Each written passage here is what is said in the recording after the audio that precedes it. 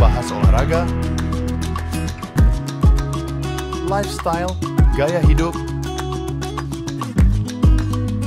wisata,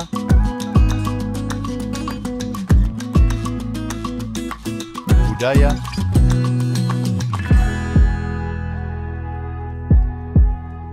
politik dan hukum akan dibahas seru bersama host kece dari Odeng dan co-host tercantik Rida dalam program Pagi Seru Sultan TV.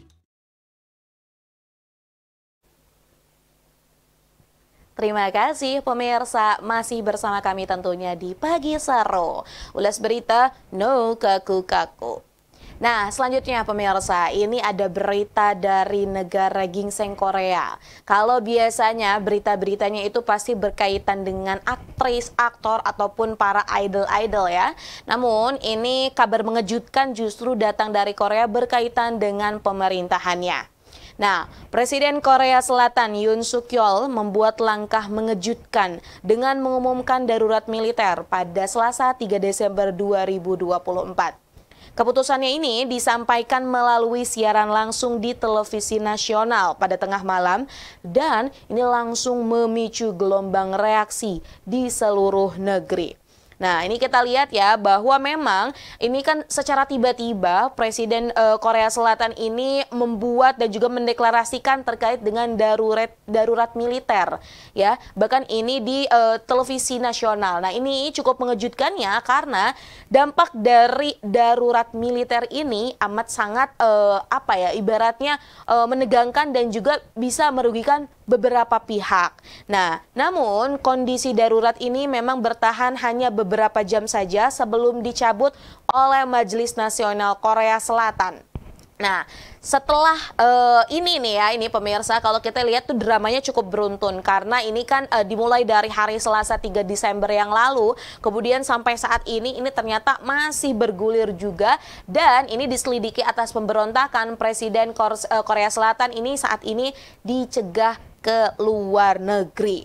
Nah, ini kita juga perlu tahu ya, apa sih gitu kan alasan dari Presiden Korea Selatan ini mengumumkan darurat militer. Salah satunya ya, ini Yoon Suk Yeol ini mengklaim bahwa hal itu dilakukan karena perlu banget nih untuk melindungi negara dari ancaman yang dia sebut ini berasal dari oposisi pro Korea Utara. Nah, bahkan dalam pidatonya ya, Yoon ini juga menuduh partai-partai oposisi menyandera proses legislatif dan mengancam stabilitas nasional. Nah, deklarasi ini juga menunjuk Jenderal Park An-soo sebagai komandan darurat militer yang langsung diberi wewenang untuk melakukan pembatasan aktivitas politik, mengontrol media, melarang aksi protes, serta memaksa pekerja medis untuk kembali bekerja dalam waktu 48 jam. Jadi, ketika darurat militer tersebut disampaikan oleh Presiden, maka ya berbagai media yang ada di negeri tersebut ini akan berada di bawah kendali pemerintah. Kemudian juga aktivitas politik amat sangat dibatasi. Lalu dilarang protes dan memaksa para pekerja medis untuk kembali bekerja dalam waktu 48 jam. Nah, maka dari itu karena tiba-tiba udah tengah malam gitu ya menyampaikan terkait darurat militer ini cukup mengejutkan berbagai pihak. Nah, dan kalau kita lihat ya bahwa memang kedaulatan dari militer di Korea Selatan itu memang ada di bawah presiden. Jadi gitu ya, presiden punya hak penuh untuk dapat mengatur militernya. Maka kemarin ketika darurat militer ini disampaikan, ini para militer ini segera beraksi di parlemen, bahkan langsung mengerubungi ya tempat tersebut dan ini juga akhirnya yang membuat panasnya karena banyak juga pemirsa dari orang-orang yang memang ada di parlemen tersebut, salah satunya Majelis Nasional ini dihadang ketika masuk untuk melakukan rapat secara tiba-tiba gitu ya oleh militernya. Nah, bahkan ketika darurat militer ini berlangsung dan di dalam ini cukup chaos ya, karena banyak juga ada videonya berseliweran, anggota parlemennya ini menunjukkan gitu bagaimana kondisi mencekamnya di dalam ruangan tersebut atau di dalam gedung tersebut. Nah, ketika di dalam ruangan tersebut atau dalam gedung tersebut mencekam, di luar ini banyak sekali ribuan demonstran yang hadir. Dan tadi ya, ini menuntut bahwa Presiden Korea Selatan itu untuk mencabut darurat militernya. Nah, kita juga lihat ya bahwa setelah itu kan memang langsung dicabut. Namun ya, akhirnya nih ya, sebelum tadi pencegalan terhadap Presiden Korea Selatan untuk luar negeri, setelah darurat militer tersebut dibatalkan, Majelis Nasional segera memulai proses pemakjulan terhadap Presiden Yoon. Dan proses ini membutuhkan dukungan setidaknya 2/3 dari 300 anggota legislatif untuk diloloskan. Banyak banget ya, ini petisi-petisinya di media sosial juga kalau kita lihat ya, tapi ini bukan buat kita, untuk masyarakat Korea Selatannya. Bahkan ini menandatangani udah cukup banyak sekali jumlahnya, dan memang ingin ya Presiden Korea Selatan tersebut untuk mundur dari jabatannya. Namun karena ada berbagai hal juga ya yang pastinya juga sudah dirancang lah oleh pemerintahan Korea Selatan, ini dengan dominasi oposisi yang memiliki 192 kursi. Nah, ini akhirnya memang kita lihat bahwa pemakjulan ini tidak terjadi. Nah, sebenarnya kalau kita lihat ya, sejarah kelam darurat militer di Korea Selatan ini sebenarnya pernah ada juga ya, ini berlakukan pada tahun 1979 setelah pembunuhan Presiden Park Chung-hee. Nah, kondisi ini berlangsung selama 2 tahun dan memicu tindakan keras terhadap gerakan pro-demokrasi, termasuk tragedi Gwangju yang menewaskan ratusan orang. Sebenarnya kalau kita lihat juga nih pemirsa ya, skandal dan juga kontroversi dari Presiden Yoon ini memang amat sangat banyak. Bukan hanya dari dirinya saja, tapi juga dari istrinya dan dari keluarganya. Nah, ini langkah kontroversial yang pernah dibuat oleh Yoon dan juga istrinya adalah bahwa ini istrinya yang bernama Kim Kyun-hee dituduh menerima hadiah mewah berupa tas Dior dari seorang pastor Korea Amerika pada tahun 2022. Dan tuduhan ini juga dianggap melanggar undang-undang anti korupsi Korea Selatan. Dan ada juga dari pihak keluarganya, ini juga sempat ada yang menggelapkan terkait dengan uang dari apartemen dan lain-lainnya. Jadi sebenarnya ada juga nih kasus-kasus lain yang akhirnya membuat netizen Korea Selatan atau masyarakat dari Korea Selatan ini geram dengan kepemimpinan dari Yoon tersebut. Nah, dampak dari darurat militer ini ya, ini juga masih terasa meskipun sudah dicabut ya. Salah satunya bukan hanya terasa di negaranya sendiri, tapi di kita juga nih sebagai penikmat dari dunia hiburan Korea Selatan juga sempat kita lihat ya bahwa beberapa tayangan akhirnya tidak tayang di minggu tersebut karena tadi berbagai stasiun televisi ini menayangkan pemberitaan mengenai darurat militer ini. Ya, kita juga harapkan bahwa keadaannya ini dapat kondusif kembali, karena tentunya ya sejatinya seorang pemimpin harus mengambil langkah yang bijak yang bukan hanya menguntungkan dirinya saja atau mungkin koalisinya saja, tapi juga harus memikirkan seluruh masyarakat yang memang dipimpinnya. Nah, pemirsa, ini dari bahas mengenai pemerintahan Korea Selatan, selanjutnya kita akan balik lagi ke Indonesia. Ini ada berkaitan dengan kecantikan. Nah, tentunya pemirsa, saat ini kita juga sudah tidak heran lagi ya, kalau kita melihat banyak sekali klinik-klinik kecantikan yang hadir, mungkin di sekitar kita. Nah, dengan mengiming-imingi memberikan kecantikan secara instan ya, tentunya banyak juga masyarakat yang akhirnya tergiur dengan hal tersebut. Nah, kemarin ini pemirsa cukup ramai juga ada seorang pemilik klinik kecantikan yang ilegal ya, dan akhirnya ini ditangkap.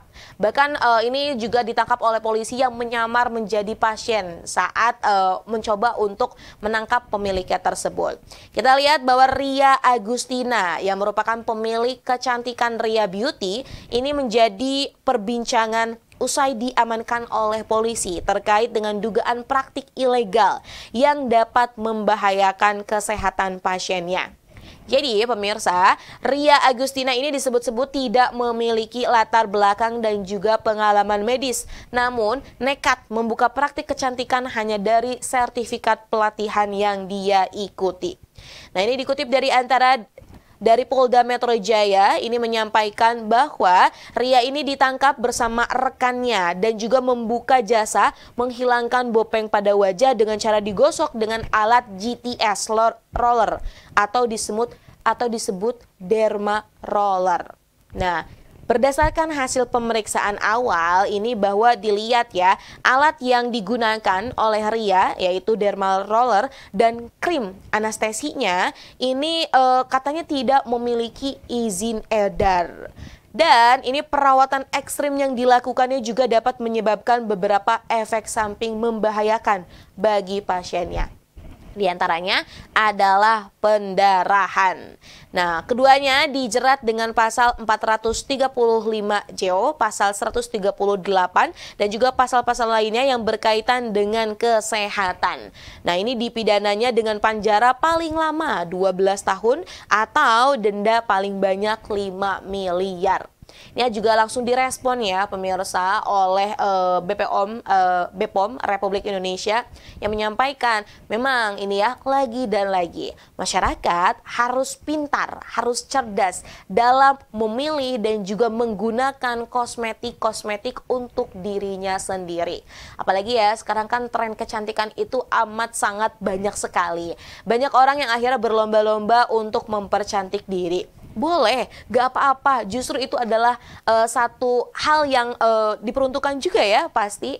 Namun kita perlu bijak dalam memilih produk ataupun memilih tempat yang akan kita jadikan sebagai tempat treatment kita. Karena banyak sekali ya oknum-oknum nakal yang hanya mengedepankan keuntungan semata. Ada banyak loh pemirsa kasus-kasus yang juga terjadi ketika seseorang akhirnya melakukan treatment filler pada wajahnya untuk memancungkan hidung, kemudian juga meniruskan pipi atau meruncingkan dagu dan segala macam hal-hal yang diinginkan, namun berujung pada dampak kesehatan ya. Salah satunya ketika ada botox yang dikasih ternyata dia berbahaya, wah itu menyebabkan mukanya hancur ataupun masalah-masalah kesehatan lainnya.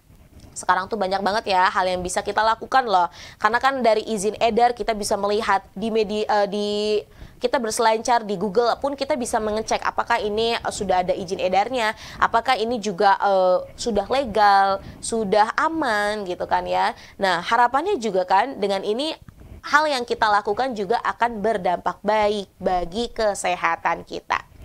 Ya sebenarnya banyak ya oknum-oknum yang masih mungkin menjalankan aktivitasnya tersebut. Tapi kita harap semoga ya siapapun itu yang memang memiliki usaha di dunia kecantikan, baik produk, baik kemudian juga menjalankan klinik ya, ini harusnya mengikuti prosedur yang ada agar pasien-pasiennya ini juga dapat selamat dan tentunya ya usahanya ini berkah seperti itu. Nah pemirsa, kita akan kembali sesaat lagi dengan berita yang lainnya. Maka dari itu, jangan kemana-mana, tetap bersama kami di Pagi Seru. Membahas olahraga, gitu? lifestyle, gaya hidup, wisata,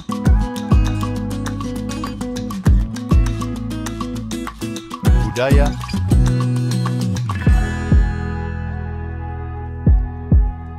politik dan hukum akan dibahas seru bersama host kece dari Odeng dan co-host tercantik Rida dalam program Pagi Seru Sultan TV.